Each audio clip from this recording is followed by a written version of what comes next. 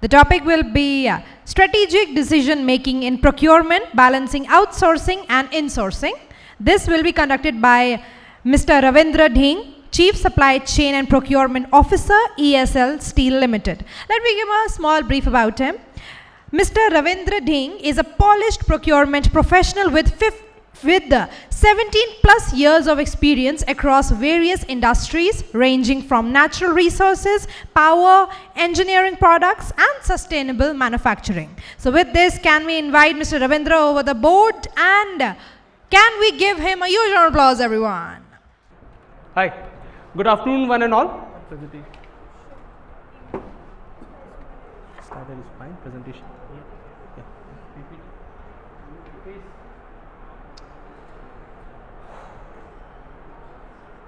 So, thank you. So, an after post-lunch afternoon session is a blessing in disguise for a nervous, anxious speaker like me. So, once again a warm welcome and very good afternoon to one and all here.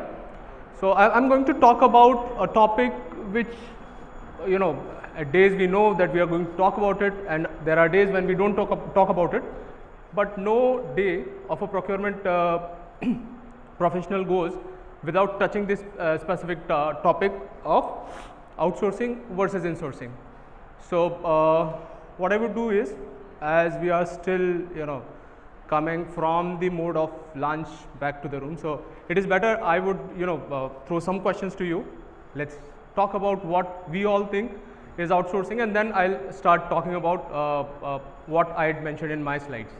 So, anyone would like to talk about what is outsourcing? Mic to Michelle.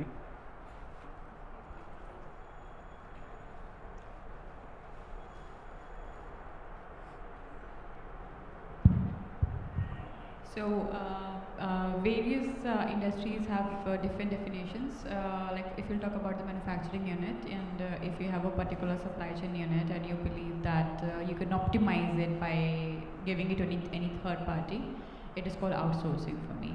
Or for example, if you are talking about your HR services, your hiring services, if you are giving it to any third party out of your organization just to optimize the cost and to make sure that you make strategic decisions in less time, so you hire a third party for it and they do all the overhauling for you. So that's the outsourcing. Yeah. Great. Anyone else? Some examples would also do.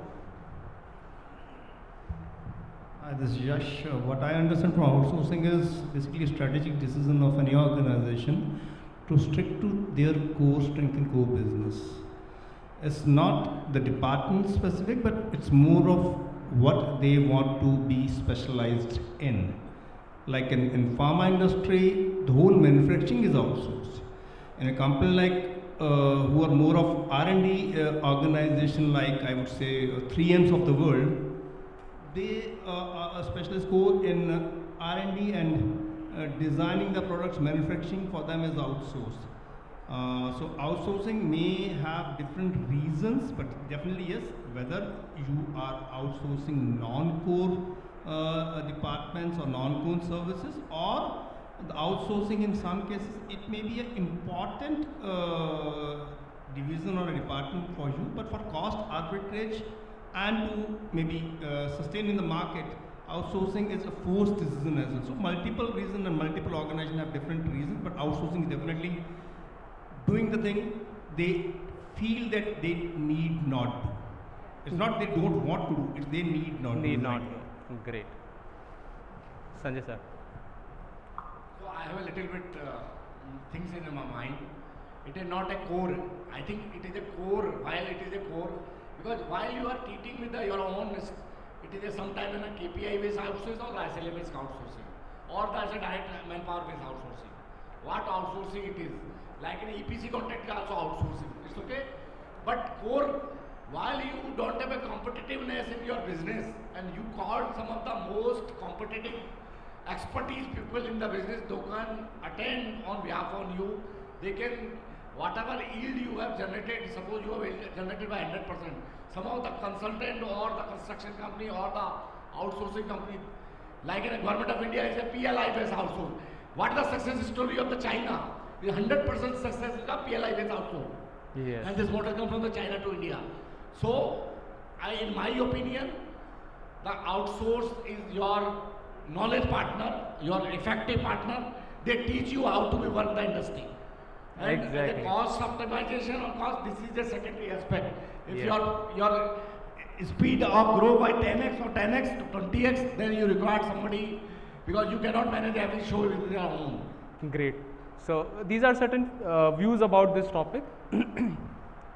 I would say better, Sanjay sir do have so much experience. The way he has explained it, the things to you, मैं दिखाऊंगा slide में तो भी उतना समझ में नहीं आएगा. Thanks a lot, sir. So,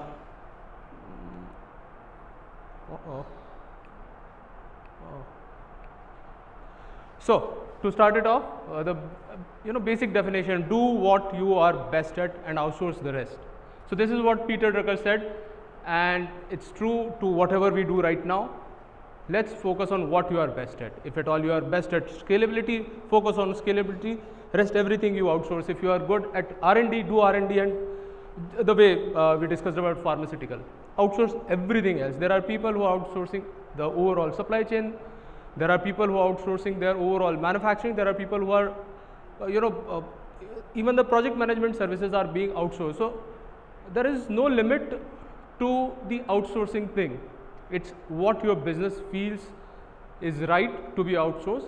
So that activity has to be outsourced. So let's talk about the tidbits of the outsourcing. Let's say how it all started in 1989. Kodak thought, IT systems, we are not good at it.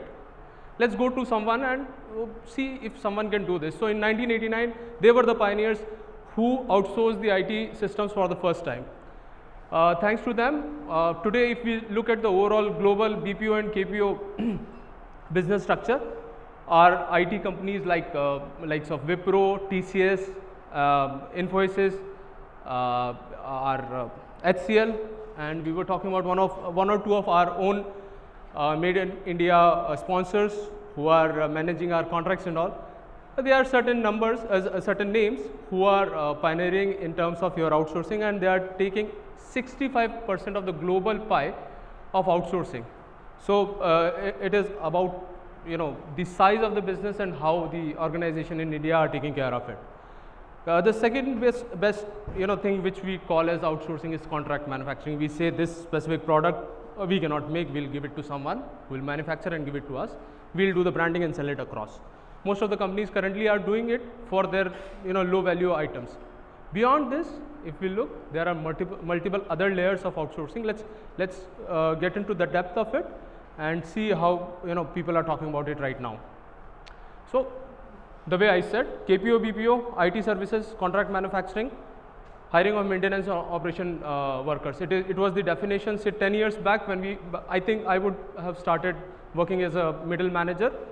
This was the only definition of outsourcing, and now today the overall gamut has changed and number of other services has been added to this service gamut. So if we look at the larger picture, procurement and inventory management like Moglix is doing, then we had Sheikh Dil presenting the detailed presentation on how they help you in terms of managing your procurement and supply chain. Then there are third-party logistics service provider. They take care of everything you say. You give them a task, they'll complete it and give it to you. So that's how your third-party logistics people are doing, because you are not expert at everywhere. You cannot be everywhere and manage the show. So that's why you go to people who are expert in those activities. Project management services, your owner's engineer, your PMO office, number of activities. You are not expert at it, you want to review it. So you need someone who can help you in making the review diagrams, help you understand how the project is going. So in today's world, almost all the projects, they do have different third party consultants taking care of your project management offices. Then quality quantity assessment services going on for last 20-30 years, nothing new about it. And there are many more examples. We can, if you want to get in the depth of it, time is no limit. So let's talk about how you are going to balance these two acts. There are certain plus, certain negatives about outsourcing.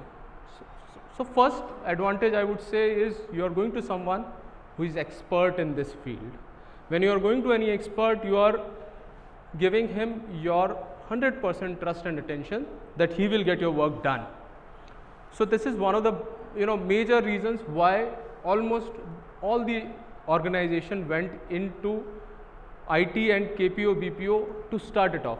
They were never good at IT. It was a new subject altogether. Hiring and skilling people was not possible at that point in time in that mass scale. So that's why IBMs, Accentures and others, they out of nowhere and captured the whole world.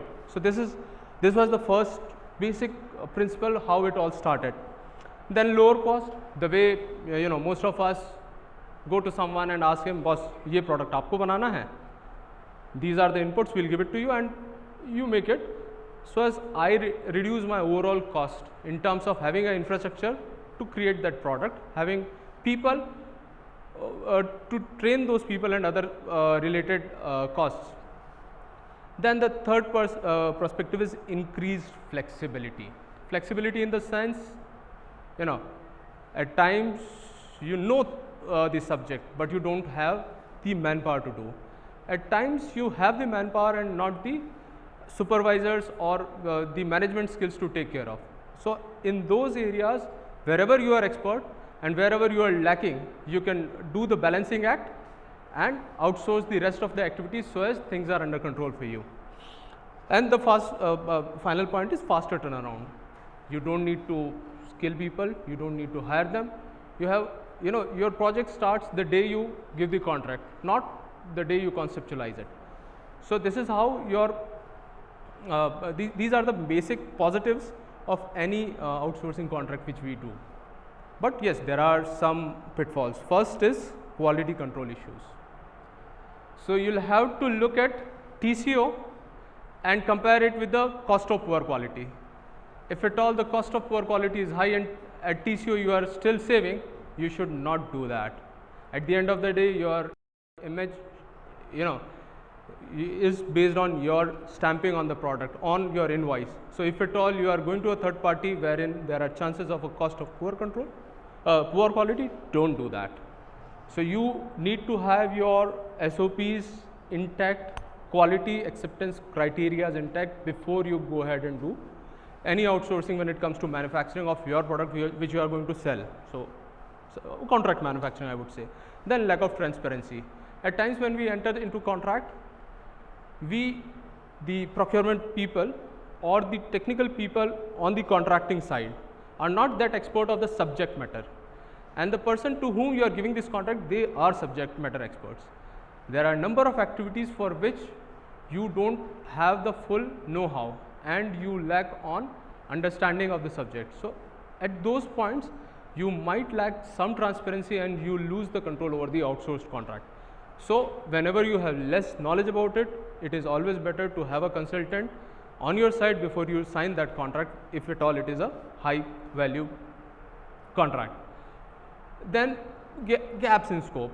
Many times you say, this is my as is, this is my to be, we need to reach here.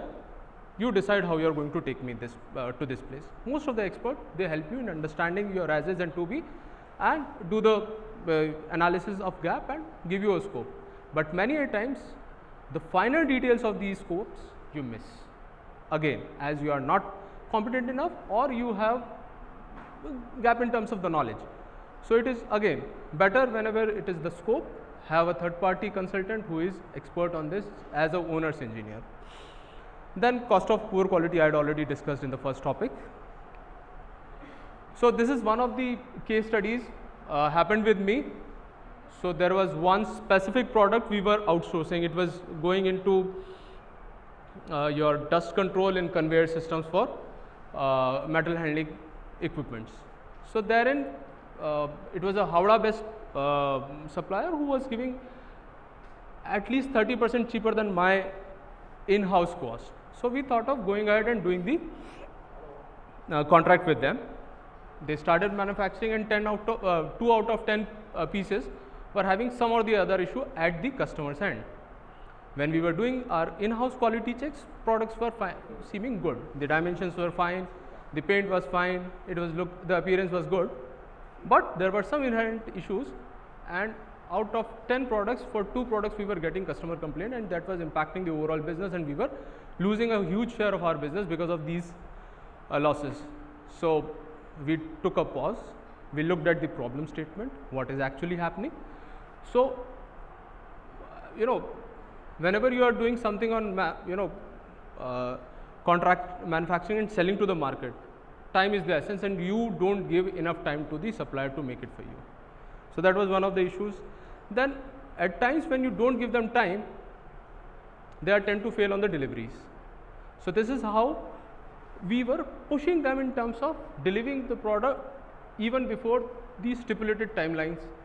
And at the end of the day, they were cutting corners in terms of quality, but at the end of the day, the presentation of the product was good, the packaging was good.